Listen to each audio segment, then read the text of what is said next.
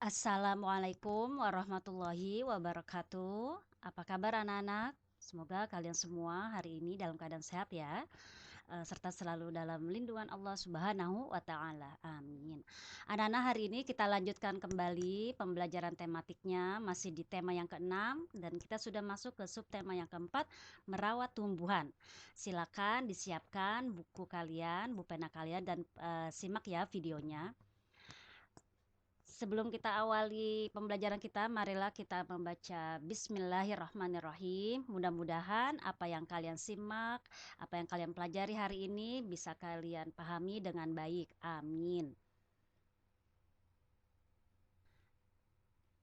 Kita mulai dengan pembelajaran Bahasa Indonesia KD 3.7, masih tentang penulisan huruf tegak bersambung dengan memperhatikan penggunaan huruf kapital dan huruf dan tanda titik pada kalimat tanya, tanda titik pada kalimat berita, serta tanda tanya pada kalimat tanya.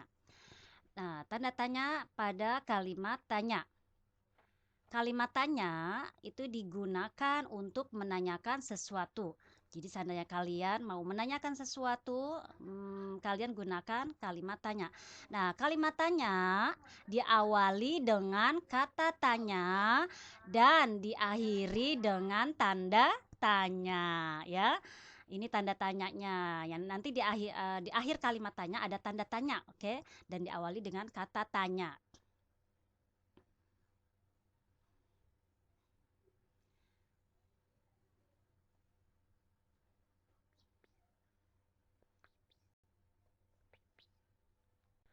Kata tanya dan fungsinya. Ya, kalian perhatikan di tabel ini ada kata tanya yang pertama. Fungsinya untuk menanyakan sesuatu atau benda. Ya, kata tanya pertama apa? Menanyakan sesuatu atau benda. Contoh kalimatnya. Apa alat yang digunakan untuk memotong tanaman liar? Nah, kalian perhatikan ini diawali dengan kata tanya. Kata tanyanya berupa apa, ya, dan diakhiri dengan tanda tanya. Ini jangan lupa ya. Nah, jawabannya ya tadi pertanyaannya apa alat yang digunakan untuk memotong tanaman? Ya, jawabannya gunting tanaman. Nah, dilihat dari jawabannya ini merupakan benda, gunting. Gunting itu kan benda. Nah, jadi kalau untuk menanyakan benda, kalian gunakan kata tanya apa.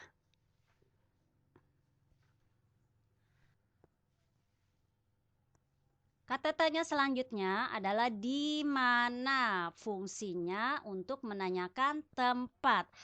Contoh kalimat tanyanya, kalian simak, kalian baca sama-sama. Di mana kamu menanam bunga mawar? Ya, perhatikan di sini diawali dengan kata tanya berupa di mana, ya. Dan jangan lupa di akhir kalimat tanya ada tanda tanya. Nah, jawaban dari pertanyaan tersebut di halaman depan. Di halaman depan. Nah, di halaman depan itu kan nama tempat, ya. Jadi kalau kamu mau menanyakan tempat, gunakanlah kata tanya di mana.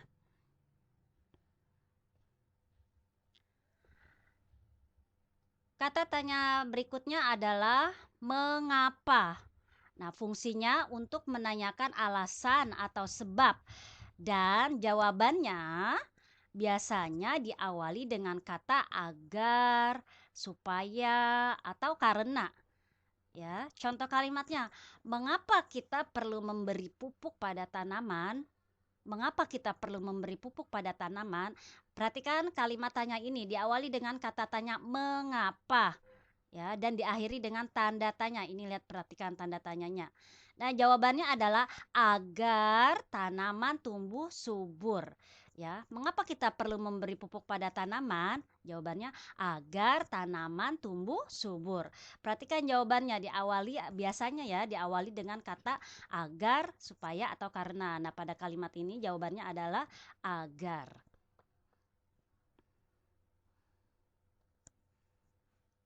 Selanjutnya ada kata tanya yang nomor 4, siapa? Nah, fungsinya untuk menanyakan orang.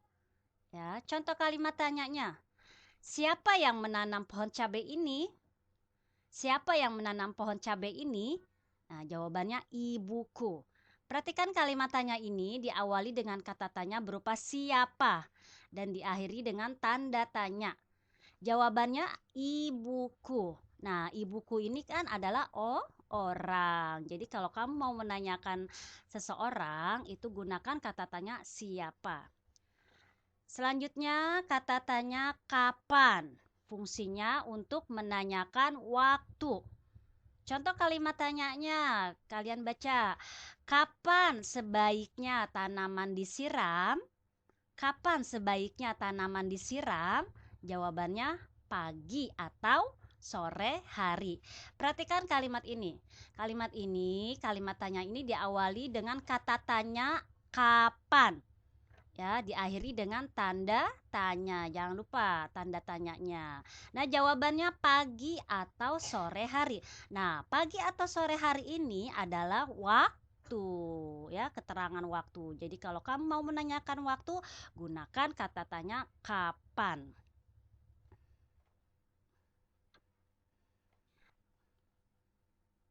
Kata tanya yang terakhir adalah kata tanya bagaimana. Fungsinya untuk menanyakan penjelasan atau cara atau bisa juga kabar ya. Contoh kalimat tanyanya, bagaimana cara merawat tanaman yang benar?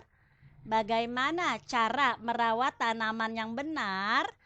Di sini jawabannya, kamu harus menyiramnya, memberi pupuk, dan membuang hama yang menempel pada tanaman. Perhatikan kalimat tanya ini diawali dengan kata tanya bagaimana dan diakhiri dengan tanda tanya. Bagaimana? Tadi kan dijelaskan untuk menanyakan cara ya. Bagaimana cara merawat tanaman yang benar? Nah, caranya kamu harus menyiramnya, memberi pupuk, dan membuang hama yang menempel pada tanaman. Nah, itulah beberapa kata tanya dan fungsinya serta contoh kalimatnya.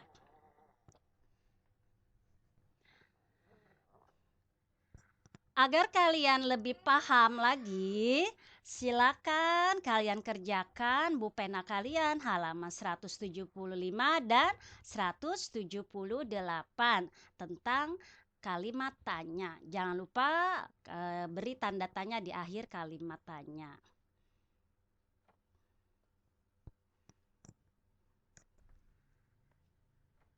Sekarang kita pindah ke materi SBDP KD 3.4, mengenal pengolahan bahan alam dan buatan dalam berkarya. Nah, hari ini kita akan mengidentifikasi bahan buatan untuk membuat karya.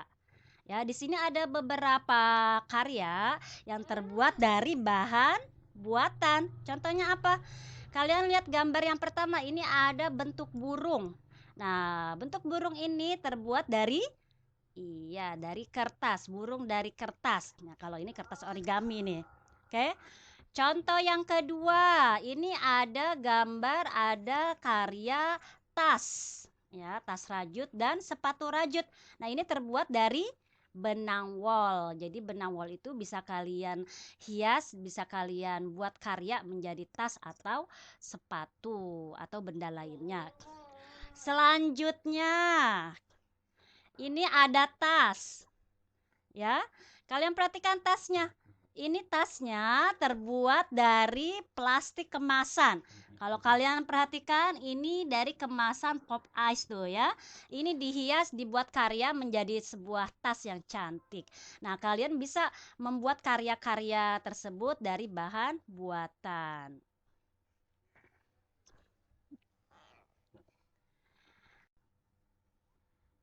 Selanjutnya, kita akan membuat hiasan dengan teknik quilling. Ya, apa sih itu teknik quilling? Kalian baca sama-sama. Teknik quilling adalah seni menggulung kertas. Ya, jadi kertas digulung yang dibuat menyerupai hewan atau tumbuhan. Jadi teknik quilling adalah seni menggulung kertas yang dibuat menyerupai hewan atau tumbuhan. Nah, apa saja alat dan bahan yang diperlukan? Alat dan bahan yang diperlukan untuk membuat hiasan dengan teknik quilling adalah kertas, lem kertas, penjepit kecil, pensil, penggaris, dan gunting. Nah, inilah alat dan bahan yang diperlukan untuk membuat teknik quilling. Nah, ini kalian perhatikan gambarnya. Ini contoh teknik quilling nih. Kertas digulung ya. Sebenarnya ada alatnya, alat untuk menggulung kertas. Nah, ini contoh gambarnya ya. Nah, ini ada bunga. Bunga dengan teknik quilling.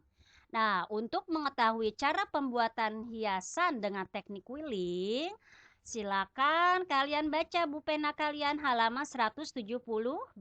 Di sana dijelaskan cara pembuatannya. Nah, sekarang kita ke matematika, menjelaskan dan menentukan berat benda dengan menggunakan satuan baku. Nah, hari ini kita mau membandingkan berat dua kelompok benda. Sebelumnya kalian sudah belajar cara membandingkan berat benda. Namun hari ini berat bendanya itu ada dua kelompok. Bagaimana caranya? Untuk membandingkan dua kelompok benda, kita harus menjumlahkan terlebih dahulu berat benda pada masing-masing kelompok. Jadi, kalian hitung dulu jumlah beratnya di setiap kelompok.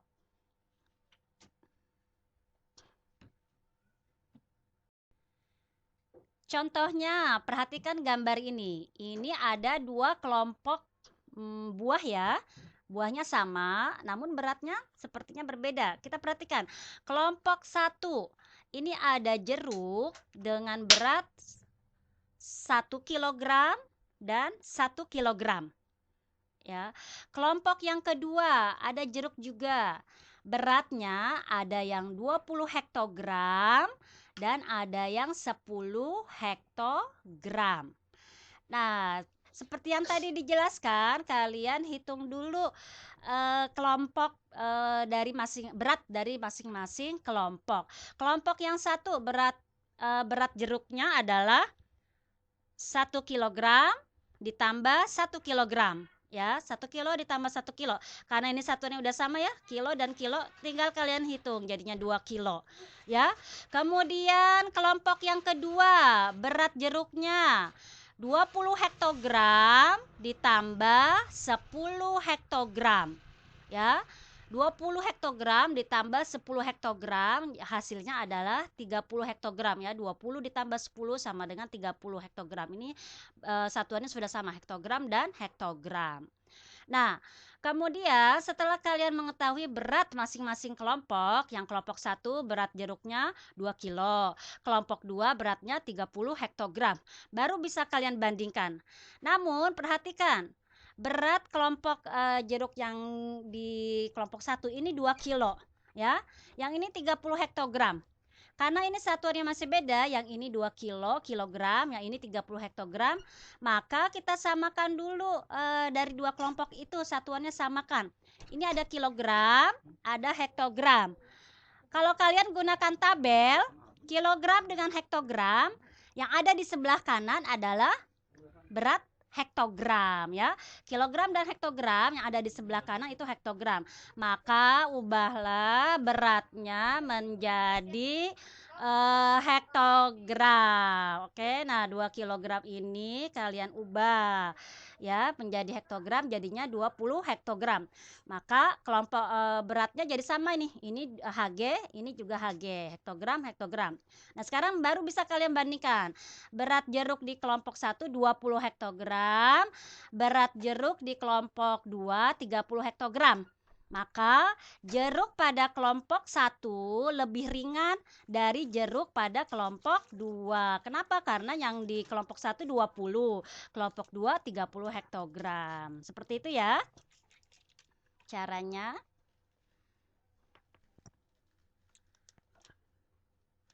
Nah, untuk lebih memahaminya lagi, silakan kalian kerjakan Bu Pena halaman 173 sampai 174.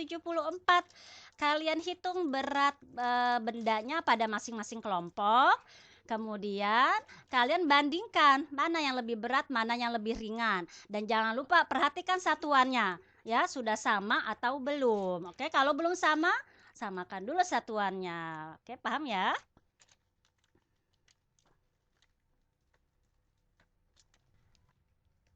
Alhamdulillahirabbil alamin. Sampai di sini pembahasan kita pada hari ini. Mudah-mudahan bisa kalian pahami dengan baik ya materi yang sudah Ibu jelaskan dan kerjakan latihannya agar kalian lebih memahaminya lagi. Kita akhiri dengan hamdalah. Alhamdulillahirabbil alamin. Wassalamualaikum warahmatullahi wabarakatuh.